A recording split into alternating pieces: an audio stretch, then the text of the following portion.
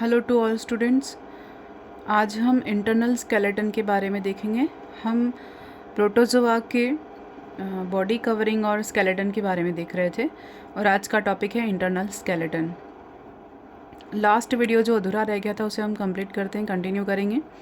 तो जो यहाँ पर रेडियोलेरियंस प्रोटोजोआ होते हैं, उन रेडियोलेरिया प्रोटोजोआ में एक सतत या कॉन्टिन्यूअस एंडोस्केलेटन पाया जाता है और यह जो एंडोस्केलेटन होता है वो एंडोप्लाज्म और एक्टोप्लाज्म के बीच में होता है। ये यूनिक फीचर है। एंडोप्लाज्म और एक्टोप्लाज्म के बीच में क्या पाया जाता है? इंटरनल स्केलेटन पाया जाता है। इसे हम सेंट्रल कैप्सूल भी कहते हैं। जैसे एग्जांपल देखें तो थैलेसीसिकोला में प्रेजेंट होता है। और ये जो स्केलेटन है वो जिलेटिन का बना हुआ, स्यूडोकाइटिन का बना हुआ या सिलिका या स्ट्रोंशियम सल्फेट का बना होता है। इनमें एक या एक से अधिक पोर्स भी प्रेजेंट होते हैं और बहुत से ऐसे रेडियोलेरियंस हैं जिनमें क्या प्रेजेंट होता है, इनके एंडोस्केलेटन में एक लैटिस नेटवर्क बनता है, एक जाली का जैसा नेटवर्क बनता है। और अलग अलग प्रकार के जो यहाँ पर, जैसे पिछली बार भी देखा था हमने कि स्कल्पचर्ड और ऑर्नामेंटेड होते हैं इनके इंटरनल स्केलेटन, तो बहुत ही अच्छे से सुंदर दिखाई देते हैं। इसके बाद हम नेक्स्ट टॉपिक पढ़ेंगे प्रोटोजोआ में न्यूक्लियस। तो सभी जितने भी प्रोटोजोआ होते हैं उनमें सब में न्यूक्लियस होता है क्योंकि ये यूकैरियोटिक यूनिसेलुलर ऑर्गेनिजम्स हैं। फिर हम देखते हैं, हमने क्लासिफिकेशन देखा था जैसे, तो उसमें क्या क्या देखा था? मेस्टिगोफोरा देखा था, सार्कोडिना, स्पोरोजोआ। ये सभी प्राणी कैसे हैं? ऑर्गेनिजम्स हैं, यूनिसेलुलर हैं या मल्टीसेलुलर हो सकते हैं। और इनके न्यूक्लियस कैसे होते हैं? स्ट्रक्चरल और फंक्शनल रूप से इक्विवेलेंट या समान होते हैं, संरचनात्मक रूप से और क्रियात्मक रूप से भी समान होते हैं, आइडेंटिकल होते हैं। फिर हम देखते हैं नेक्स्ट कि जो सिलिएटा ऑर्गेनिजम्स होते हैं उनमें दो न्यूक्लियस पाए जाते हैं। सिलिएटा में कितने होते हैं? दो, एक तो मैक्रो और एक माइक्रो। दो ये करते हैं अपनी इनका जो शेप होता है वो अलग अलग होता है, साइज़ और स्ट्रक्चर में एक दूसरे से अलग अलग होते हैं और व्यवहार में, यानी कि रिप्रोडक्शन के व्यवहार में भी एक दूसरे से अलग अलग होते हैं। जो इनका माइक्रो न्यूक्लियाई है, मैक्रोन्यूक्लियस जो होता है वो मेटाबॉलिक एक्टिविटी में भाग लेता है, मेटाबॉलिकली एक्टिव होता है और इसे हम सोमेटिक न्यूक्लियस भी कहते हैं। और जो माइक्रो न्यूक्लियस होता है वो रिप्रोडक्टिव होता है, इसको हम जनरेटिव न्यूक्लियस भी कहते हैं। तो जो माइक्रो होता है वो किससे रिलेटेड होता है? वो सेक्सुअल रिप्रोडक्शन में हेल्प करता है, यानी कि जनरेटिव न्यूक्लियस होता है। और जो मैक्रो न्यूक्लियस होता है वो कैसा होता है? ट्रॉफिक और मेटाबॉलिक एक्टिविटी से रिलेटेड होता है, इसको हम सोमेटिक भी कहते हैं। नेक्स्ट हम देखते हैं कि विभिन्न जितने भी अलग अलग डिफरेंट जो वेरियस प्रोटोजोआ हैं सभी में अलग अलग तरह के न्यूक्लियस देखने को मिलते हैं, यानी कि केंद्रक में या न्यूक्लियस में इनमें बहुत ही वेरिएशन देखने को हमें मिलता है, इसलिए यूनिक फीचर हैं इनके। और इनमें न्यूक्लियस के अंदर क्या होता है? इंक्लूजन्स जो सब्सटेंस होते हैं वो भी अलग अलग होते हैं, उन सभी का रेशो भी अलग अलग होता है और सभी अपना अलग अलग फंक्शन करते हैं और सबकी अलग अलग प्रॉपर्टीज़ होती है। इनमें जो वेरिएशन है उनका रीज़न ये होता है कि इनके जो क्रोमोसोम्स होते हैं वो बहुत ही अलग अलग तरह से कॉइल्ड होते हैं, हम कह सकते हैं अलग अलग तरह से इनकी कॉइलिंग होती है। इनके कारण इनमें अलग अलग तरह की शेप या साइज़ हम देख सकते हैं। नेक्स्ट देखते हैं, यहाँ मैंने कुछ अमीबा जैसे प्रोटियस है उनके न्यूक्लियस को दिखाने की कोशिश की है। वेसिकुलर टाइप के होते हैं, फिर मल्टी न्यूक्लियाई इसमें ओपेलाइना में प्रेजेंट होते हैं, पैरामीशियम ऑरेलिया में सेंट्रलाइज्ड या क्या होता है और यानी सर्कुलर होता है, एंट अमीबा में। फिर यहाँ पर कॉम्पैक्ट मैक्रो और माइक्रो न्यूक्लियस होता है पैरामीशियम कॉर्डिटम में। तो यहाँ पर वेरिएशन है न्यूक्लियस की शेप और साइज़ में, बहुत ही अंतर है सभी की स्पीशीज़ में, सारे प्रोटोजोआ में वेरी करता है। इसके बाद जो हमारा टॉपिक है बहुत ही इंपॉर्टेंट नेक्स्ट जो है वो ये है locomotor organelles and locomotion in protozoa. बहुत ही इंपॉर्टेंट है क्योंकि हम इतना जो जानते हैं कि जो इसका क्लासिफिकेशन है प्रोटोजोन्स का, उनका बेस ही क्या है? उनके लोकोमोटरी ऑर्गन्स हैं और हमने क्लासिफिकेशन में भी देखा है। तो यहाँ पे हम स्यूडोपोडिया जो है उसको देखते हैं सबसे पहले। जो स्यूडोपोडिया कैसे होते हैं, इनके जो प्रचलन अंग हमने कहा है वो कैसे हैं। इनका जो साइटोप्लाज्म होता है उनके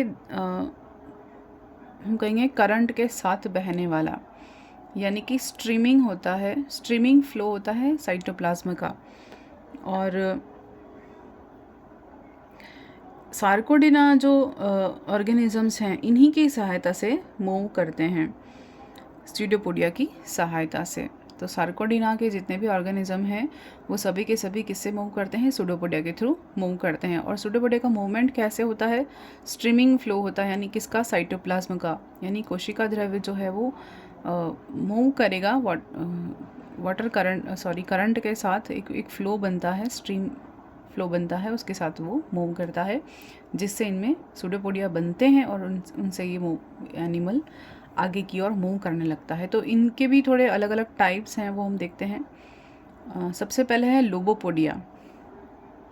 लोबोपोडिया जो स्यूडोपोडिया हैं ये कैसे होते हैं, लॉब लाइक होते हैं, फ्रंट से लॉब लाइक होते हैं। इनका हेड जो होता है वो लॉब स्ट्रक्चर होता है। फिर जैसे कि अमोइबा जो है उनमें कैसे लोब प्रेजेंट होते हैं, स्यूडोपोडिया लोबोपोडिया टाइप के होते हैं। तो ये एग्ज़ाम में क्वेश्चन बन चुका है कि स्यूडोपोडिया अमोइबा में किस तरह के स्यूडोपोडिया प्रेजेंट होते हैं। तो अमोइबा में लोबोपोडिया टाइप के स्यूडोपोडिया प्रेजेंट हैं। तो स्यूडोपोडिया तो यानी कूटपाद तो हैं, ये तो हम जानते हैं, लेकिन वो किस टाइप के हैं, तो आंसर होगा अमोइबा में लोबोपोडिया टाइप के स्यूडोपोडिया या कूटपाद प्रेजेंट होते हैं। हिंदी में हम पाली पादाव कहते हैं।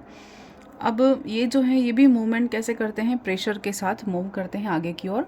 Lobopodia move by pressure flow mechanism. Next हम देखते हैं फाइलोपोडिया। फाइलोपोडिया जो स्यूडोपोडिया कैसे होते हैं, फिलामेंट के समान होते हैं, यानी कि इनके जो बेस होता है, बेस से ऊपर की ओर एक टैपरिंग या नुकीले हो जाते हैं फ्रंट से। और ये किस में पाए जाते हैं, ये पाए जाते हैं युगलाइफा में।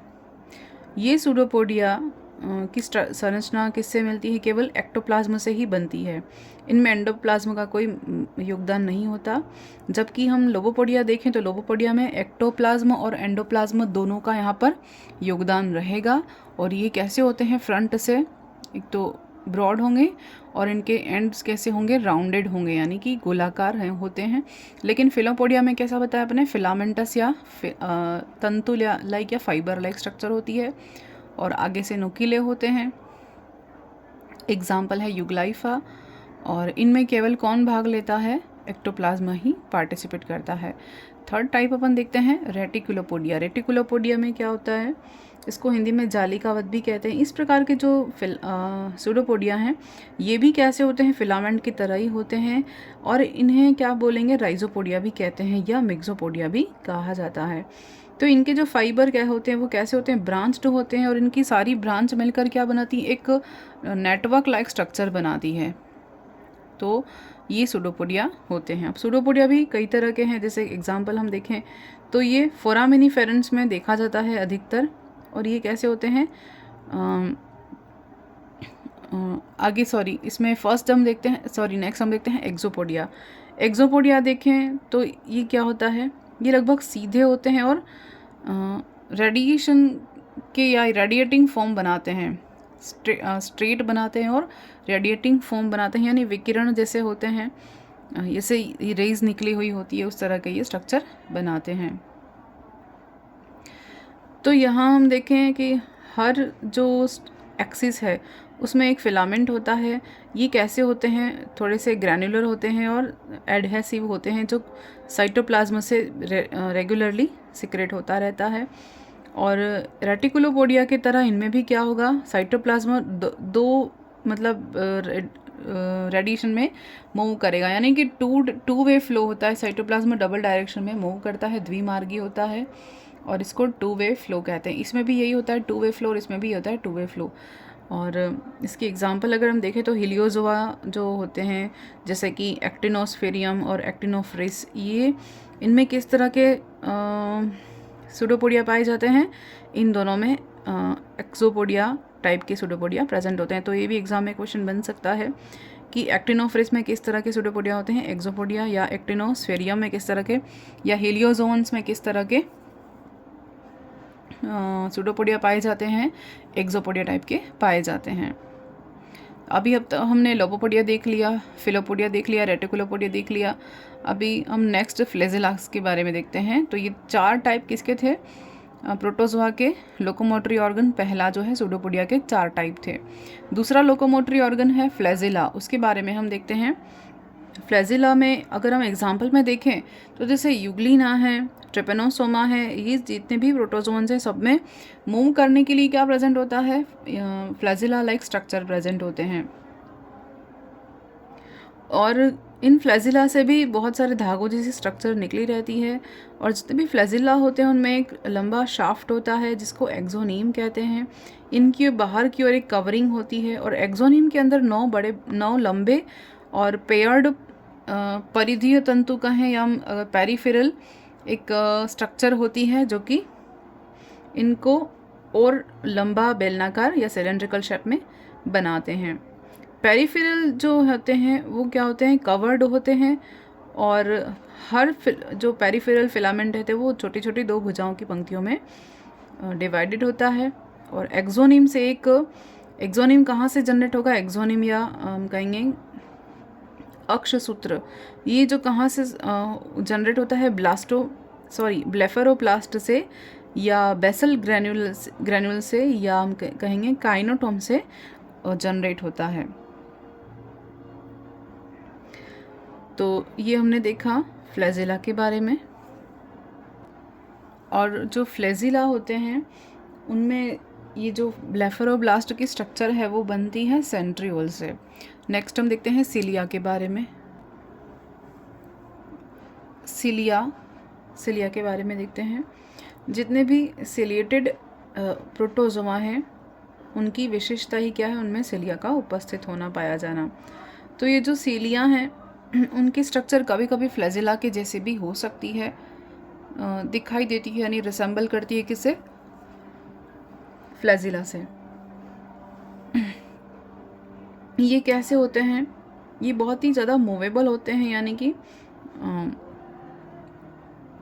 अत्यधिक वाइब्रेटाइल होते हैं, और इनमें छोटे छोटे एक्टोप्लाज्मी प्रवर्ध या हम कहें कि एक्टोप्लाज्मिक रिवल्स हम कह सकते हैं, या एक्टोप्लाज्मिक स्ट्रक्चर आगे की ओर निकले रहते हैं, प्रवर्ध प्रोजेक्शंस निकले रहते हैं। और इलेक्ट्रॉन माइक्रोस्कोप से अगर स्टडी करें तो हम क्या देख पाते हैं कि इसमें आउटर एक मेम्ब्रेन होती है, कवरिंग होती है, और सेल के बाहर की सतह पर जो होने वाली प्लाज्मा मेम्ब्रेन के साथ जो कॉन्टिन्यूअस कनेक्टेड रहता है। फिर हम देखें कि ये जो है वो एक इसके अंदर अपने अंदर एक मदर फ्लूइड को बंद करके रखता है जिसको हम मैट्रिक्स कह सकते हैं। और ये जो फ्लैजिला है वो अपनी सिलिया जो है वो अपनी पूरी लंबाई में कितने जोड़ी, 9 जोड़ी पेरिफेरल और 2 सेंट्रल फाइबर्स बियर करता है, यानी 9 जो हैं वो यहाँ पर पेरिफेरल फाइबर और 2 सेंट्रल फाइबर बियर करता है। माइक्रोट्यूब्यूल्स की स्ट्रक्चर हम सभी जानते हैं। और ये सब जो होते हैं फाइबर, ये कैसे होते हैं स्ट्रक्चर, मदर फ्लूइड में या मैट्रिक्स में धंसे हुए होते हैं, और दोनों जो सेंट्रल होते हैं वो सेंट्रल एक मेम्ब्रेन में बंद रहते हैं। फाइबर का जो आउटर या पेरिफेरल या अंदर का या हम सेंटर वाला पार्ट देखें तो वो कैसा दिखता है, साइकिल के जो पहिए होते हैं उनके में जो स्पॉक्स लगे होते हैं उनके समान दिखाई देते हैं। 9 रेडियल लैमिली की स्ट्रक्चर होती है। फिर हम देखें तो इसके चारों ओर पेरिफेरल जो फाइबर हैं वो अपने हर जोड़े के ऊपर एक सब फाइबर या माइक्रो फाइबर प्रोजेक्शंस निकले रहते हैं जिन्हें हम आर्म्स कहते हैं। और इन सब का जो डायरेक्शन होता है वो कैसा होता है, क्लॉकवाइज दिखाई देता है। और इसके बाद जो सीलिया होते हैं उनकी बेसल स्ट्रक्चर पर क्या होता है, एक ग्रैन्यूल स्ट्रक्चर होती है जो कि ब्लेफेरोब्लास्ट या बेसल बॉडी या ग्रैन्यूल कही जाती है। और सिलिया की जो उत्पत्ति होती है वो इसी से मानते हैं, इसी से इसकी ओरिजिनेशन होती है। और जो सीलिया के ब्लेफरोप्लास्ट हैं उनका मेन जो है वो कौन है, सेंट्रियोल जो है, जिससे कि ब्लेफरोप्लास्ट बनती है। नेक्स्ट हम देखते हैं पेलिकुलर कॉन्ट्रेक्टाइल स्ट्रक्चर। जो पेलिकुलर यानी पेलिकल जो होती है उसमें क्या होता है, कॉन्ट्रेक्टाइल स्ट्रक्चर पाया जाता है, कॉन्ट्रेक्टाइल एक्टिविटी पाई जाती है। तो वो क्या फंक्शन है इसका वो देखते हैं कि बहुत से जो प्रोटोजोआ हैं उनमें क्या प्रेजेंट है, मोस्ट ऑफ प्रोटोजोआ में क्या प्रेजेंट है, एक्टोप्लाज्म में जी जो कॉन्ट्रेक्टाइल स्ट्रक्चर होती है उन्हें हमने क्या बोला, मायोनिम्स कहा है, उन्हें क्या कहते हैं, मायोनिम्स कहते हैं। तो ये जो स्ट्रक्चर है वो उभार और जो गर्त होते हैं उनमें प्रेजेंट होती है। और एग्जाम्पल अगर देखें तो इस क्या क्या है इसमें, पेलिकुलर कॉन्ट्रेक्टाइल स्ट्रक्चर किस किस में प्रेजेंट होती है, यूग्लेना, ट्रिपेनोसोमा, ये जितने भी ऑर्गेनिजम्स प्रोटोजोआ हैं उनमें प्रेजेंट होती है कौन, पेलिकुलर कॉन्ट्रेक्टाइल स्ट्रक्चर। तो ये क्या है, ये एक्टोप्लाज्म में ये स्ट्रक्चर फिक्स रहती हैं और ये जो कही जाती हैं इन्हें मायोनिम्स हम कहते हैं। तो यहाँ तक हम सिलिया तक पढ़ चुके हैं और पेलिकुलर कॉन्ट्रेक्टाइल स्ट्रक्चर तो हम प्रोटोजोआ के बॉडी कवरिंग और स्केलेटन सिस्टम में शुरू किया था, यहाँ तक हम ख़त्म कर चुके हैं। उसके बाद लोकोमोशन भी देखा। अब हम देखते हैं आगे नेक्स्ट वाले वीडियो में हम देखेंगे मेथड्स ऑफ लोकोमोशन, यानी प्रोटोजोआ में जो मूव करने का मेथड होता है वो किस तरीके से होता है वो हम नेक्स्ट वीडियो में देखेंगे। आज के लिए इसके लिए वीडियो के लिए धन्यवाद। और इतना तो मुझे है भरोसा कि अगर जो सच में मेहनत करने वाले हैं, जिनको सच में पढ़ना है और जो इस चीज़ की वैल्यू को समझते हैं, केवल वही लोग ये वीडियो देखेंगे। Thank you.